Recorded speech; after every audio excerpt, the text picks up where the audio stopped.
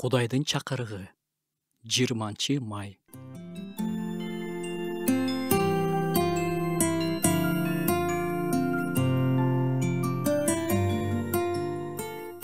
Ошентип баарынан мурда суранарым такыбаалык, тазалык менен бейпил жана коогасыз жашашыбыз үчүн, баардык адамдар үчүн, падышалар жана баардык башкаруучулар үчүн сыйынгыла, өтүнгүлө, жалынгыла жана ыраазычылык билдиргиле.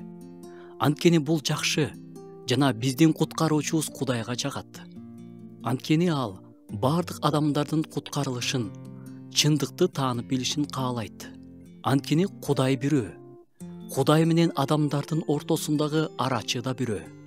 Ал адам болуп келген Машаяк Ыйса. Ал өзүн баардык адамдар үчүн кун катар берди. Өз убагында берилген күбөлөндүрүү ушул. Кудай өзүнүн сөзү аркылуу баардык адамдар үчүн сыйынууга чакырып жатат. Биз өзүбүздүн жакындарыбыз үчүн, үй бүлөбүз үчүн, жыйыныбыз үчүн сыйынганыбыз жакшы. Бирок бул жерде баардык адамдар жөнүндө сыйынуу айтылып жатат. Болгондо да баарынан мурда деп жазылган. Баардык адамдар үчүн сыйынгыла. Бул мүмкүнбү?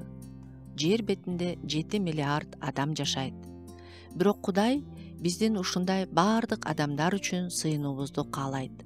Биз рухту өчүрбөшүбүз керек. Башкача айтканда, ким үчүн сыйыныш керек экенин өзүбүз тандабай, рухтун жетеги менен сыйыналы.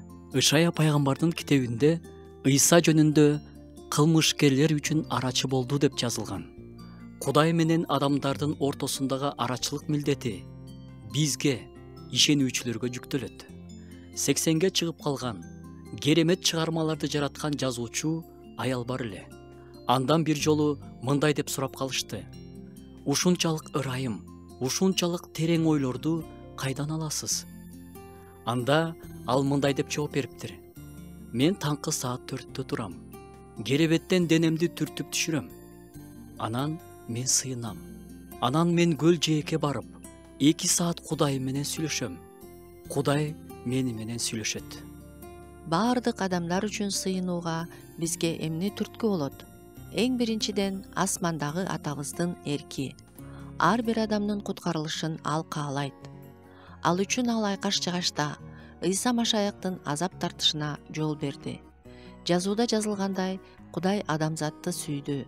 Адамзаттын тозокко баруусун каалабайт. Ал бизге буйруганды аткара берели.